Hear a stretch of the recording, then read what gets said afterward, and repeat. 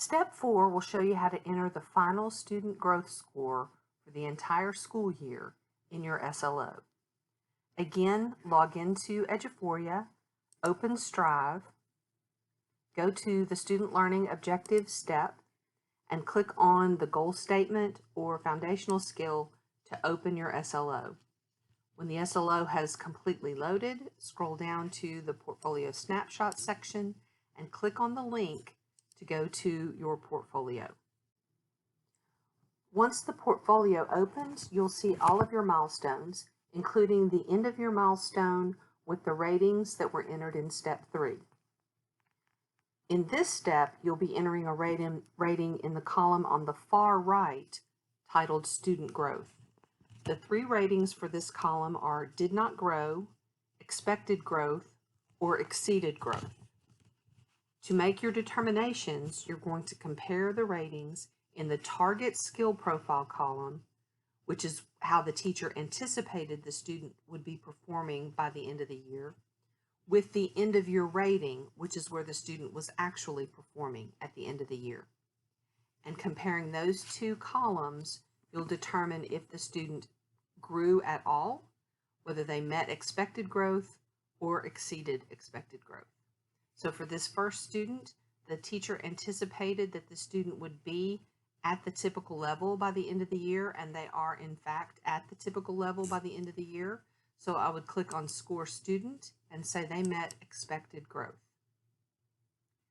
This second student is the same thing. It was anticipated they would be typical, and they are typical, so that would be considered expected.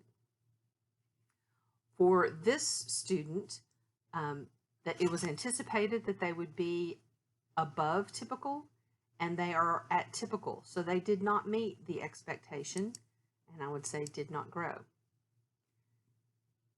For this fourth student, they were expected to be typical, and at the end of the year they were above typical, so they exceeded expected growth.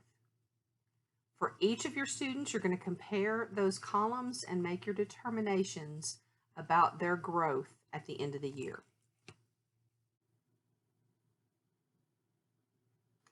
If you had any students who did not finish your class, withdrew, or changed classes, you don't want to give them an end of the year rating because that will affect your data.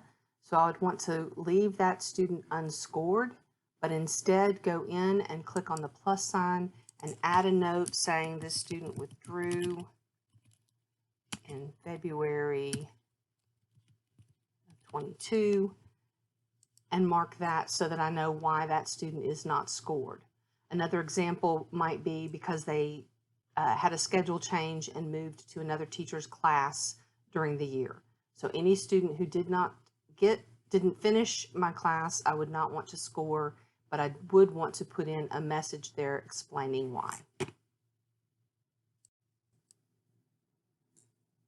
As a new feature with the update to the student portfolios, you can click on any of your students in the column on the left, and it will show you a summary of all of that student's ratings throughout the year. So I can see how they rated at each milestone and what that rating represents. So what were the descriptors that were related to the ratings for that particular milestone for that student?